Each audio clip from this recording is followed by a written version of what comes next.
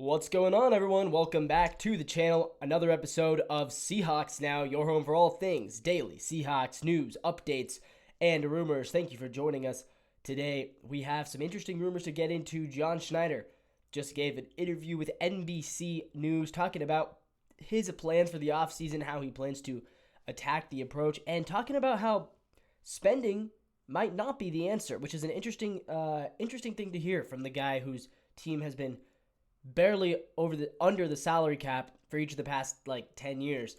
So yeah, interested to hear him out, what he has to say there. We're also going to talk about another Tyler Lockett update and some continued trade rumors as the offseason goes on. But with all that being said, guys, before we get into it, make sure you hit that red subscribe button right down below. It really means a lot. It really helps the channel grow. So thank you guys so much for joining us today. With that all being said, let's get into it. John Schneider, Seattle Seahawks general manager, longtime general manager. He's the man with the power. He's the man with the keys to the team.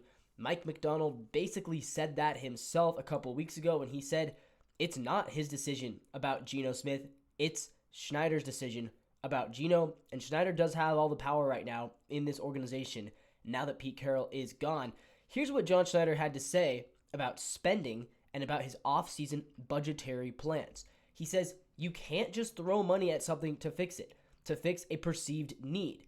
We've made mistakes there in the past, and we're going to try not to repeat the mistakes that we've made. That's really interesting to me that he says that. He admits the Seahawks have made mistakes in the past when it comes to spending too much money, particularly on players that just aren't necessarily worth it, right? Rule of thumb in the NFL, you're allowed to pay the quarterback, you're allowed to pay a great offensive lineman, you're allowed to pay a great edge rusher, and you're allowed to pay a great receiver. Paying running backs, you don't do that. Paying linebackers, you don't do that. Paying cornerbacks, you don't really do that. Safeties, you can kind of pay.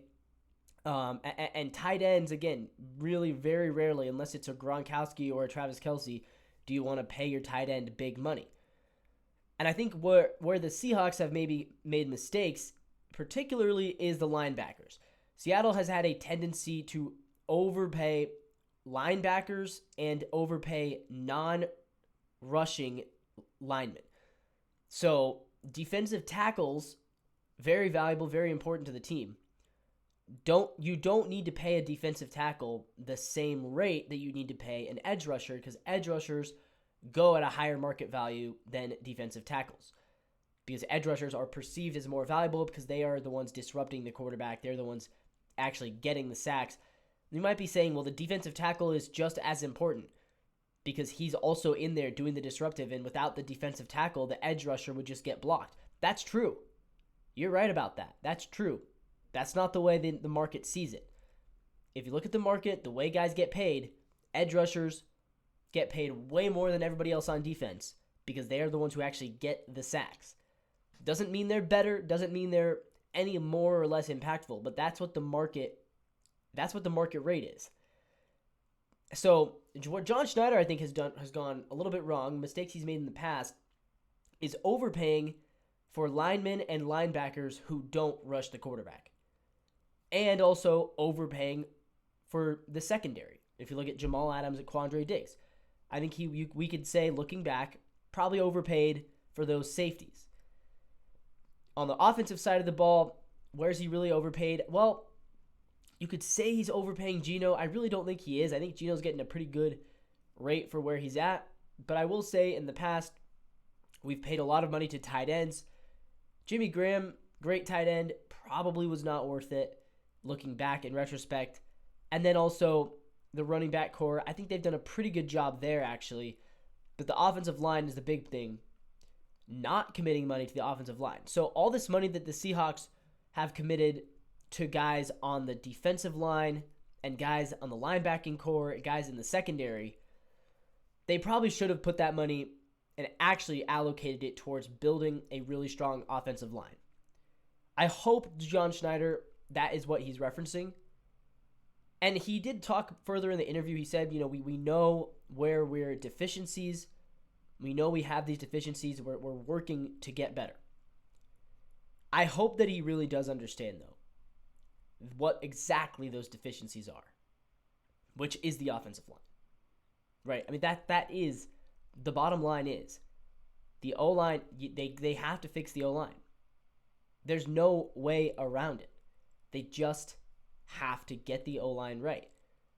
Because unless you have, and I keep hammering this, unless your quarterback is Lamar Jackson, Patrick Mahomes, Josh Allen, Joe Burrow, Jaden Daniels, maybe you can throw Jalen Hurts in there, although we've never seen Jalen Hurts play behind a bad O-line because he's been in Philly. There's only 5 modern-day quarterbacks that are currently playing that I have seen have success behind a bad O-line. Mahomes, Jaden Daniels as a rookie, which was very impressive, don't get me wrong. Lamar, Josh Allen, and Joe Burrow. 5 guys. Everybody else in the league right now, they need a good O-line. Prime Rodgers, prime Matthew Stafford, they could succeed with a bad offensive line, but I don't think they can anymore. And so the idea that the Seahawks are going to go into next year with Geno Smith at quarterback, I'm supportive of that idea. But you have to protect him, and you have to understand you can't ask Geno to be Lamar. You can't ask Geno to be Jaden Daniels and run for his life. You can't ask Geno to be prime Russ, right? Prime Russell Wilson was one of the few guys in the league who, if he got rushed, if he got blitzed, if he was under pressure, he could actually make something happen. That's, by the way, if you watch the Steelers this year, that's not what Russell Wilson does anymore. Now he just takes a sack, which is what he did in his last couple of years in Seattle. The Seahawks cannot expect Geno to be prime Russ or prime Lamar.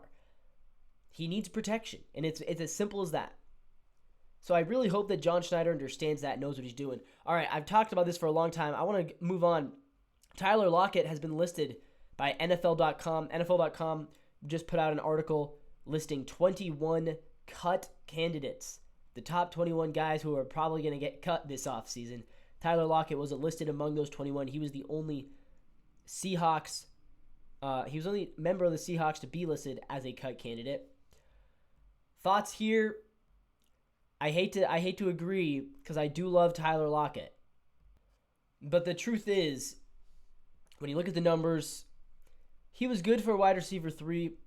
I don't think that the Seahawks necessarily need to keep him around. 134 yards after catch is not great. 12.2 yards per reception is decent.